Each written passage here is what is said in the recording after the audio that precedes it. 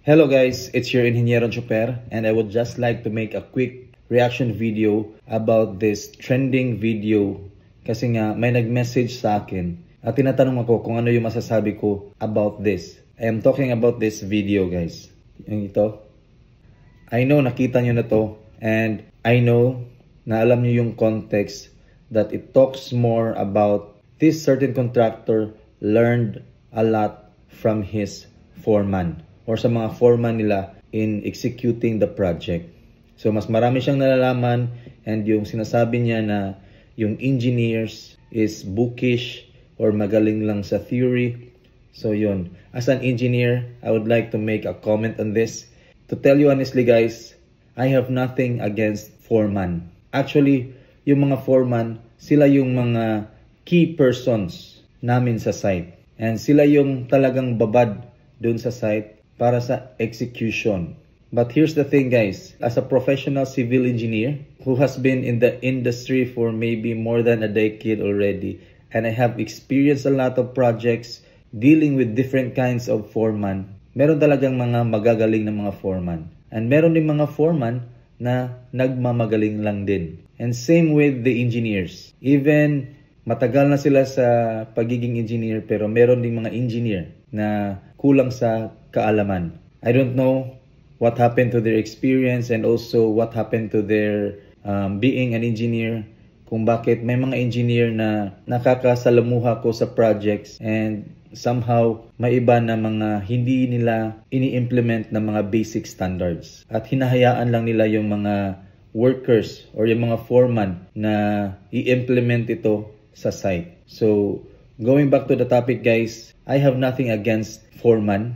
Meron ako mga magagaling na mga foreman. To tell you honestly guys, we have our certain roles sa construction. Sila as a foreman, sila yung nagdadala ng tao on a daily basis at saka sila yung talagang babad sa site at sila yung iniiwan sa site. Kami as engineers, they make our work easier. Kasi as an engineer, I don't only handle one project, I handle multiple projects. Not to mention, merong mga consultancy, mga pasuyo sa mga relatives, may papacheck, mga ganon. So, yung mga foreman, sila yung iniiwan namin sa site, binibigyan namin ng instructions na sundin nyo to yung plano or kung meron sila mga suggestions based on their experience, especially sa pag-execute ng mas madali at saka mas effective or efficient with their workers. We meet halfway. Kung meron akong mga standards na gustong ipa-implement and I listen to their suggestions, meron din mga instances yung suggestion niya yung ini-implement namin looking at the existing site condition. And lastly, most of the time, pinupush ko talaga na yung gusto ko ang dapat gawin nila sa site. Because I explain to them that by the end of the day, whether siya yung foreman na nag-i-implement doon and ako yung engineer na nag-handle ng project, at the end of the day, sa akin maniningil yung owner. Ako yung haharap sa owner or sa management pag may problema at nag-fail yung structure.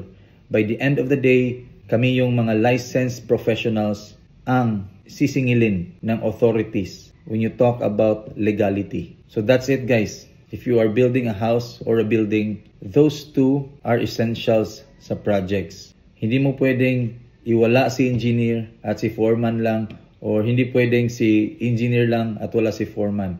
Actually, yung mga workers, they are the workforce ng construction. So without them, hindi magagawa yung construction, hindi matatapos yung project. And without us guiding them, hindi may implement ang basic, kahit yung pinaka-basic na standard. Alright? So that's it guys. That's my take.